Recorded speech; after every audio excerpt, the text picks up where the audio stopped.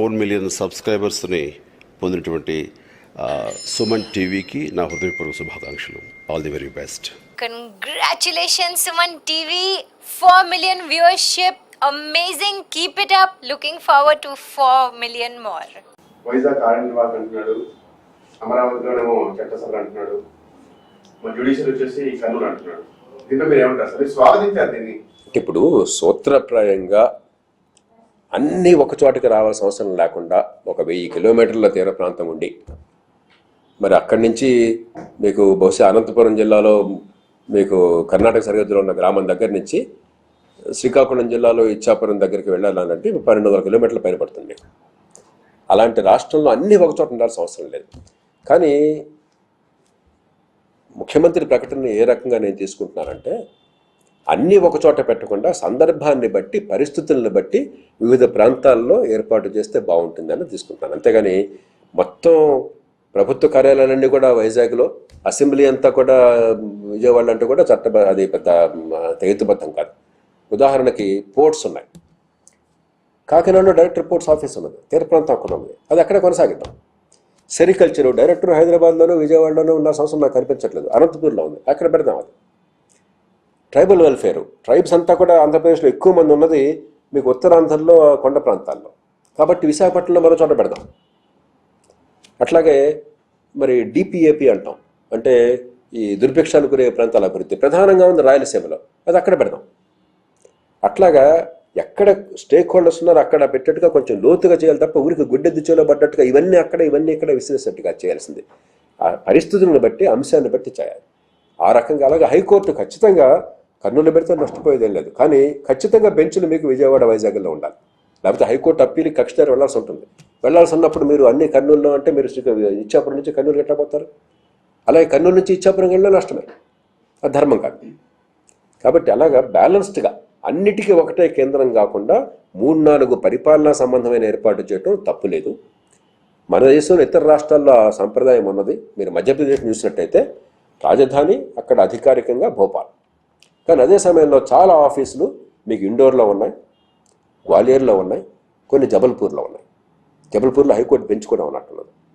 అట్లాగే మహారాష్ట్రలో రాజధాని ముంబై, కానీ ఒక సెషను అసెంబ్లీకి నాగ్పూర్లో జరుగుతుంది. చాలా ఆఫీసులు నాగ్పూర్తో పాటు పూణేలో ఉన్నాయి. అట్లాగే ఉత్తరప్రదేశ్ రాజధాని లక్నో, కానీ అలహాబాద్ హైకోర్టు అంటున్నాం. హైకోర్టు ప్రధానమైన కేంద్రం అలహాబాద్లో ఉంది, లక్నోలో బెంచ్ ఉన్నది. అంచేత ఈ రకంగా సర్దితే నష్టమే లేదు, కానీ అది సర్దుబాటు జాగ్రత్తగా ఆలోచించి స్థానిక పరిస్థితులను బట్టి చేయాల్సిన అవసరం ఉన్నది. అంతకు మించి ముందు ముఖ్యమంత్రి నుంచి అధికారాలు మంత్రులకు బదిలీ చేయండి, మంత్రుల నుంచి అధికారులకు బదిలీ చేయండి. చాలా మేరకు ఒకప్పుడు డీజీపీ, డిఎస్పీలు బదిలీ చేసేవాళ్ళు, ఇప్పుడు ముఖ్యమంత్రి చేస్తున్నారు. పేరుకు ఎవరు చేసినా కూడా ముఖ్యమంత్రి సంతకం లేకుండా జరగటం లేదు. ఒకప్పుడు డిప్యూటీ కలెక్టర్ల బదిలీలు సిఎల్ఆర్ చేసేవారు, ఇప్పుడు ముఖ్యమంత్రి చేస్తున్నారు. ఎందుకంటే తీసుకున్నారు మీరు? ఆ కేంద్రీకరణ ఎందుకు వచ్చింది? రాచరిక స్వభావం ఎందుకు వచ్చింది? అంతకు మించి అసలు ఆ గ్రామం నుంచి, ఆ పట్టణం నుంచి, జిల్లా నుంచి రాష్ట్ర స్థాయికి రావాల్సిన అవసరం లేకుండా 190 పనులు చేయండి. బడి పంతుల బదిలీకి వాళ్ళు రాష్ట్ర రాజధానికి రావాల్సి వస్తుంది. ఎందుకు చేస్తారు మీరు పని? ఆ జిల్లాలో పెట్టండి. అది జిల్లా కంటే మీ దగ్గర కొంత తెలివితేటలు కొత్తగా ఉన్నాయి, మీ సమాచారం కొత్తదే ఉంది. పనిచేయాల్సింది ఆ జిల్లాలో, ఆ పట్టణంలో, ఆ గ్రామంలో పనిచేయాలా? మీ దగ్గరికి ఎందుకంటే ఫైలు ఎమ్మెల్యేను లేకపోతే అధికారులు, పైరవికారులు అంతా కూడా చంకలో పెట్టి మీ దగ్గర రావడం ఎందుకు? మీ ఆఫీస్ మీద బడిగాబులు కట్టడం ఎందుకు? రాచరికం ఏదన్నా? మీ పని అంతా వేస్ట్ కావడం తప్పితే పిచ్చిగా చేస్తున్నాం మన పనుల్ని. నిజంగా అధికారం అక్కడ పెట్టండి. పంచాయతీల్ని పెద్దవి చేయండి. 1000 మంది 500 మంది జనాభాతో ఏం చేయలేరు అక్కడంతా, డ్రామా తప్ప. 20-25 వేలు వచ్చేట్టుగా 5-6 గ్రామాలు కలిపి పంచాయతీ పెట్టండి. అన్ని వనరులతో అక్కడ మంచి ఆఫీసులు ఏర్పాటు చేయండి. మీరు సిబ్బందిని చాలా మందిని మధ్య రిక్రూట్ చేశారు, వాళ్ళ పంచాయతీలకు కేటాయించండి. పెద్ద పంచాయతీలకి, పట్టణాలకు అధికారం ఇవ్వండి. మీ పన్నుల వాటాలో పెద్ద ఎత్తున కనీసం తలసరి 7-8 వేల రూపాయలు వచ్చేట్టుగా అక్కడ పంపించండి. 40,000 రూపాయలు కానీ ఖర్చు పెడుతున్నారు మీరు. ఈ 40,000 రూపాయల్లో 10,000 స్థానిక ప్రభుత్వంలో పెట్టేసేయండి. దాంతోపాటు సిబ్బంది జీతభత్యాలు వాళ్ళకి ఇచ్చేసేయండి. స్థానికంగా చూడడానికి కూడా వాళ్ళ మీద అజమాయిషి పెత్తనం చేయండి.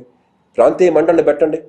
మీరు రాయలసీమకి, ఉత్తరాంధ్రకి సర్వాధికారులు ఎమ్మెల్యేస్తో కొన్ని ఆ మండలికి ఇచ్చేయండి. మీ చేతుల్లో పెట్టపోకండి. మీరు పైన అజమాయిషీ చేయండి. ఆ రకమైన వికేంద్రీకరణలో భాగంగా నేను దీన్ని భావిస్తున్నాను, దీన్ని పూర్తిగా ఆహ్వానిస్తున్నాను. ఈ విషయంపై చంద్రబాబు నాయుడు తుగ్లక్ చర్య అన్నాడు.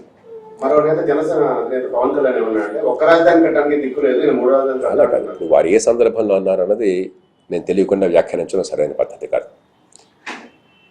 మన మనసుల్లో ఈ గందరగోళం ఎందుకు వచ్చిందంటే, పత్రికల మనసుల్లో, పార్టీల మనసుల్లో, ప్రభుత్వ మనసుల్లో కూడా రాజధాని, అసెంబ్లీ, శాఖాధిపతుల కార్యాలయాలు, సెక్రటేరియట్, హైకోర్టు,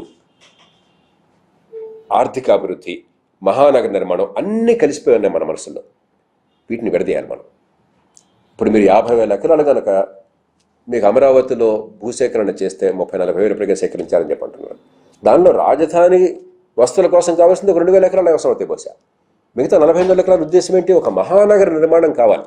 ఆధునిక ఆర్థిక వ్యవస్థలో మహానగరాలు ఏ రాష్ట్రంలో ఉంటాయో ఆ రాష్ట్రాలే బాగా వేగంగా ఎదుగుతాయి. దేశం మొత్తంలో ఆర్థిక వ్యవస్థను మీరు తీసుకున్నట్టయితే 7 మహానగరాల్లో 50% మార్కెట్ డిమాండ్ ఉన్నది. మీకు ఢిల్లీ, ముంబై, చెన్నై, కలకత్తా, అవి కాకుండా బాగా పెరిగిన మహానగరాలు హైదరాబాదు, బెంగళూరు, అహ్మదాబాద్. ఈ 7 నగరాల్లోనే మార్కెట్ డిమాండ్ 50% ఉంది. అంతర్జాతీయ సంస్థల్ని, దేశంలో పెద్ద సంస్థలు ఎవరైనా అడగండి మీరు చెప్తారు. అందరికీ తెలుసు, మార్కెటింగ్ వాళ్ళందరూ కూడా. అలాంటి పరిస్థితుల్లో మహానగరాలు లేని రాష్ట్రాల్లో ఆర్థిక అభివృద్ధి కష్టమవుతుంది. కాబట్టి ఒక మహానగరం ధీటుగా ఎదిగితే ప్రపంచ ప్రమాణాలతో, మంచి మౌలిక సదుపాయాలతో, ప్రపంచంలో అందరినీ, మేధావుల్ని, అక్కడ పెట్టుబడులు పెట్టేవాళ్ళని ఆకర్షించగలిగితే ఖచ్చితంగా రాష్ట్రానికి ప్రయోజనకరం. దానికి ప్రణాళికలు వేశారు. 7,000 కోట్లు ఖర్చు ఆల్రెడీ అయిపోయింది. 30-40 కోట్లు పెట్టుబడులు ఆల్రెడీ పెట్టడానికి ముందుకు వచ్చారు. మధ్యలో దాన్ని ఆపటం పొరపాటు. అది వివేకమైన చర్య కాదు. స్థానికంగా అభివృద్ధి కోసం అన్ని ఏర్పాట్లు చేద్దాం. చెన్నై, మరి విశాఖపట్నం కారిడార్ చేద్దాం. అలాగే బెంగళూరుకి, రాయలసీమ గుండా మనకి పారిశ్రామిక కారిడార్ చేద్దాం. పెట్రోకెమికల్ కాంప్లెక్స్ ఏర్పాటు చేద్దాం. స్థానికంగా ఎక్కడెక్కడ ప్రతి జిల్లాకు అభివృద్ధి కోసం ఏర్పాటు చేద్దాం. కానీ ఒక మహానగరం ఉంటే, దీటైన నగరం ఉంటే, ఒక బెంగళూరు, ఒక వైజాగ్తో వెంటనే తలపడపోయినా కూడా వచ్చే 15-20 ఏళ్ళ అభివృద్ధి చెందిన నగరం ఉన్నట్టయితే రాష్ట్రానికి మంచి ఉపకారం అవుతున్నాయి. లేని రాష్ట్రాలు నష్టపోతున్నాయి. హైదరాబాద్ను కోల్పోయిన రాష్ట్రం కాబట్టి మాకు ఒక పెద్ద నగరం కావాలని కోరుకోవడం తప్పు కాదు.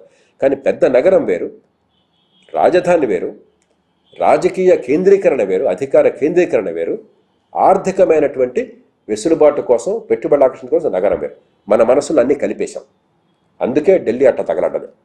చివరికి ఢిల్లీ ఏమైంది? పొల్యూషన్ కేంద్రం అయ్యి అంతర్జాతీయ సంస్థలు ఢిల్లీ రావాలన్నా కూడా ఇష్టపడడం లేదు. ఇప్పుడు ఎన్నో సంస్థలు, నాకు తెలిసి ఢిల్లీలో కార్యాలయం ఉన్నటువంటి అంతర్జాతీయ సంస్థలు, ఆ సంస్థల అధిపతుల్ని గట్టి వాళ్ళని అక్కడికి పోస్ట్ చేస్తే వాళ్ళు రాకపో ఢిల్లీ వెళ్ళమంటున్నారు. ఇన్ని కోట్లు జీతాలు తీసుకోవడం, మేము ఢిల్లీ పోయి అక్కడ పొల్యూషన్లో మేము ఎందుకు పడతాము, మేము ఉండమంటున్నారు.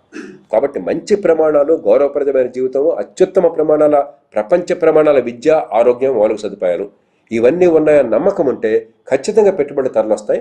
అలాంటి నగరం కావాలని కోరుకోవటం మంచిది. దానికి ప్రణాళిక ఉన్నప్పుడు దాన్ని ఆపటం అవివేకం. సీఎం వ్యాఖ్యలతో వైజాగ్, రాయలసీమలో సంబరాలు చేసుకున్నారు సార్. కానీ రాజధాని రైతులు మాత్రం ఆందోళన వ్యక్తం చేస్తున్నారు. రోడ్డెక్కారు. మా పరిస్థితి ఏంటి? నేను చెప్పేది ఇప్పుడు ఇదంతా ఎందుకు వచ్చింది మనందరి మనసుల్లోనూ? విశాఖపట్నం ప్రయోజనాలు మీకు అమరావతికి వ్యతిరేకము, అమరావతి ప్రయోజనాలు విశాఖపట్నంకి వ్యతిరేకము, ఈ 2 ప్రయోజనాలు రాయలసీమకు వ్యతిరేకము. ఈ భావన మన మనసుల్లో ఉంది కాబట్టి ఈ సమస్యలు వచ్చాయి. మనం చూడవలసింది పరిపాలన ఎట్లా ఉంటుంది, ప్రజల సౌకర్యం ఎట్లా ఉంటుంది. దీంతో సంబంధం లేకుండా ఆర్థిక వ్యవస్థ, పరిపాలన రచన సంబంధం లేకుండా ఆర్థిక వ్యవస్థ పెరగడానికి ఏర్పాట్లు చేసుకున్నాం. ఆ రకంగా ఆలోచించడం మొదలెడితే ఈ సమస్యలు పరిష్కారం అవుతాయి. నాకు బాగా గుర్తుంది, ఈస్ట్ గోదావరి కలెక్టర్గా ఉండగా రాజమండ్రి, కాకినాడ మధ్య బోర్డు తగాదా అయ్యేది. ఏమిటది? టెలికాం ఆఫీసు ఇక్కడ ఉండాలా, అక్కడ ఉండాలని. అసలు టెలిఫోన్ లేవు ఆ రోజుల్లో. టెలిఫోన్లు పనిచేసేవి కాదు. పనిచేస్తే రేట్లు విపరీతంగా ఉండేవి. టెలిఫోన్ సేవలకు వచ్చి ఉద్యమాలు రాలా. టెలికాం ఆఫీస్ ఎక్కడ ఉండాలని చెప్పి ఉద్యమాలు వచ్చినాయి. ఎంత అవివేకమైన చర్య. నేను తిట్టాను వాళ్ళని, బుద్ధి ఉందా మీకు, ఏమైనా నోరు మోయండి అని చెప్పాను.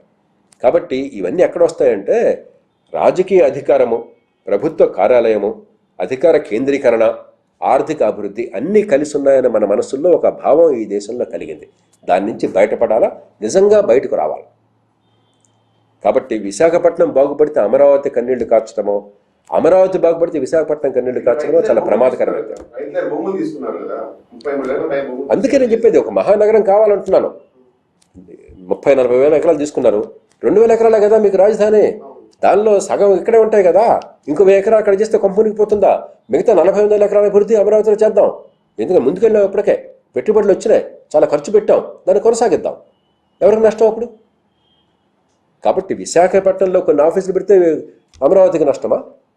అమరావతి ఆఫీస్ పెడితే మీకు కర్నూలు నష్టమా? ఇవంతా కూడా ప్రజల్లో నేను చెప్పాను కదా, కాకినాడకి రాజమండ్రికి తగాదా, ఒక జిల్లా లోపల 2 పట్టణాల మధ్య తగాదా అయిందని చెప్పని. సెక్రటేరియట్ వైజాగ్ అన్నది సరైన ఆలోచన కాదు. కొన్ని కార్యాలయాలు వైజాగ్లో పెడదాం, కొన్ని రాయలసీమలో పెడదాం. చెప్పాను ఉదాహరణకి. సెరికల్చర్ వైజాగ్లో ఎందుకండి? ఇప్పుడు సూచనప్రాయంగా ఏంటంటే రాజకీయ సంకేతం కోసం అన్ని ఒక చోట కాదని చెప్పారండి ఆయన. కానీ మరి ఏదన్నా కానివ్వండి, ఆచరణలో దక్షిణాఫ్రికాలో కూడా అన్ని డర్బన్లో లేవు, జోహాన్స్బర్గ్లో ఎక్కువ ఉన్నాయి. కొంచెం లోతుకెళ్తే మనకు అర్థమవుతుంది. కానీ పోర్ట్ జోహాన్స్బర్గ్ లేదు, అది కేప్ టౌన్లో ఉంది. అరే ప్రకాశం అంటే నేను మార్కాపూర్ అంటానయ్యా, మార్కాపూర్ అంటే కందుకూరు అంటానయ్యా, దీనికి అంతం ఎక్కడుంది? వీరులతో మీరు ఈ చర్చనండి వద్దయ్యా. రోజుకు ఒకసారి ఈ ప్రభుత్వాలు మారిస్తే గుడ్డెద్ది చెలబడ్డట్టు అవుతుంది. మంచుకొచ్చడుకో ఒక చోట భూమి సేకరించారు, ఒక ముందుకెళ్ళారు. అన్ని రాజకీయాలకి కేంద్ర బిందువు కాకుండా మిగతా చోట కొన్ని సర్దండి. ఆర్థికంగా మాత్రం మహానగరం ఒకటి అవసరం, అంతర్జాతీయ ప్రమాణాలతో కట్టండి. అంతేగాని ఇక ప్రతివాడు పంచాయతీ చేస్తే దేశం అంతా నాశనం అయిపోతుంది. ఇది పద్ధతి కాదు.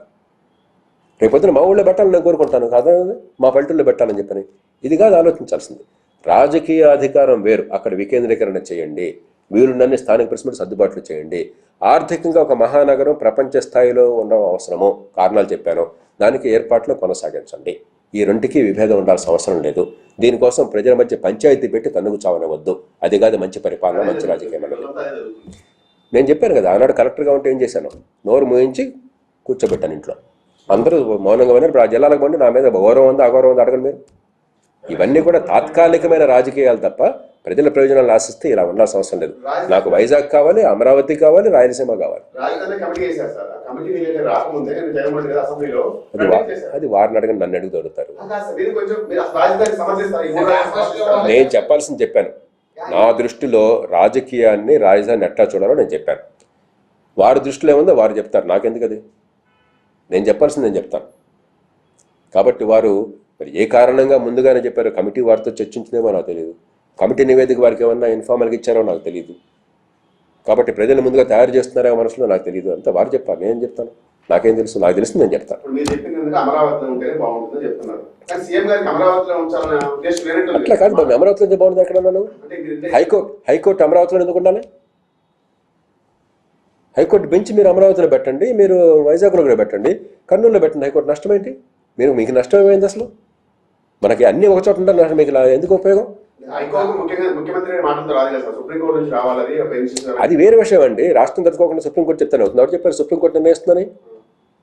హైకోర్టు ప్రభుత్వం నిర్ణయిస్తుంది, కోర్టు నిర్ణయించుకోదు. చీఫ్ సెక్రటరీ నిర్ణయించుకోడు. చీఫ్ సెక్రటరీ ఆఫీస్ ఎక్కడ ఉండాలో ప్రభుత్వం నిర్ణయిస్తుంది, హైకోర్టు ఎక్కడ ఉండాలో వాళ్ళని సంప్రదిస్తుంది. అంతేగాని ఇదే ఎవరి ఇష్టం కాదు, ఇది అలా అనుకోకండి మీరు. కాబట్టి రాజధాని కూడా నేను చెప్పింది ఒకే ప్లేస్ అనుకోక్కర్లేదు. అమరావతిలో కొన్ని ఉండడం సౌకర్యంగా ఉంటుంది, కొన్ని రాయలసీమలో పెట్టడం సౌకర్యంగా ఉంటుంది, కొన్ని వైజాగ్లో పెట్టడం సౌకర్యంగా ఉంటుంది. సెరికల్చర్ మీరు వైజాగ్లో పెడితే మూర్ఖంగా ఉంటుంది, అది తెలివిగల పని కాదు. రాయలసీమలో పోర్టులు పెడితే మూర్ఖంగా ఉంటుంది, తెలివిగల పని కాదు అది. అంచేత గుడ్డిగా ఇవన్నీ ఇక్కడని చెప్పలేము మనం. ఆ శాఖను బట్టి, అక్కడ ప్రజలతో ఉండవలసిన సంబంధాలను బట్టి, క్షేత్రస్థాయి పని బట్టి మీరు చేస్తారు. ఆ రకంగా చేయండి కోరుతున్నాను, ఇంగిత జ్ఞానంతో చేయండి కోరుతున్నాను. ఎవరికి నష్టం లేదు. ఏమండి, మీరు ఇంగిత జ్ఞానంతో పనిచేస్తే ఏది అసాధ్యం కాదు. నిజమైన సమస్య దుబారా ఖర్చులు. ఆంధ్రప్రదేశ్లో ప్రభుత్వాలు ఇష్టం వచ్చినట్టు ప్రజల డబ్బుని మంచినీళ్ళ గల మంచినీళ్ళు చాలా విలువైనటువంటివి, ప్రజల డబ్బుని గడ్డిపోచల్లా ఖర్చు పెడుతున్నాయి. అసలు గౌరవం లేకుండా పోయింది. ప్రజాధనం అన్నా పన్నుల డబ్బన్నా కూడా. వాళ్ళ కార్లు, వాళ్ళ విలాసాలు, వాళ్ళ భవనాలు, వాళ్ళ 5 స్టార్ 7 స్టార్ లైఫ్ స్టైల్స్, ఇవన్నీ కూడా ప్రజల్ని అవమానించేటువంటి అప్రజాస్వామికమైనవి. రెండోది అసంబద్ధమైన పథకాలు, కాంట్రాక్టుల్లో కమిషన్ల కోసం కావచ్చు, లేకపోతే డ్రామా కోసం కావచ్చు. ఒక రాష్ట్రంలో అన్ని రాష్ట్రాల్లో చేపడుతున్నారు. అన్నిటికంటే ముఖ్యమైనది తాత్కాలికమైన తైలాలు. ప్రజల జీవితాలు మార్పులతో సంబంధం లేకుండా ఓట్లు రాబట్టడం కోసం తాత్కాలికమైన తైలాలతో ప్రతి ఏడాది 10,000 కోట్ల రూపాయలు తగలబెట్టేస్తున్నారు. బేదరికం మాత్రం పోవటంలా. కాబట్టి సమగ్రంగా మన వనరులను ఉపయోగించుకోవాలని చెప్పిన అవగాహన కావాలి. అంతేగాని ఏ ఒక్క అంశంతో ముడిపడి లేవు. మీరు ప్రతిదానికి బట్టతలకి మోకాలు లంకేస్తే భారతదేశంలో మార్పులు ఏమీ రావు. అధికార వికేంద్రీకరణ జరగవలసిందే. ఎంతకంటే ముఖ్యమైనది మళ్ళీ చెప్తాను, ముఖ్యమంత్రి నుంచి అధికారాలు క్యాబినెట్కి, క్యాబినెట్ నుంచి అధికారులకి బదిలీ కావాలి. అది లేకుండా ఆఫీస్ ఉంటే ఏంటి, లేకపోతే ఏంటయా? అన్ని ముఖ్యమంత్రి దగ్గర ఎన్ని క్లోజ్ చేసేయచ్చు కదా.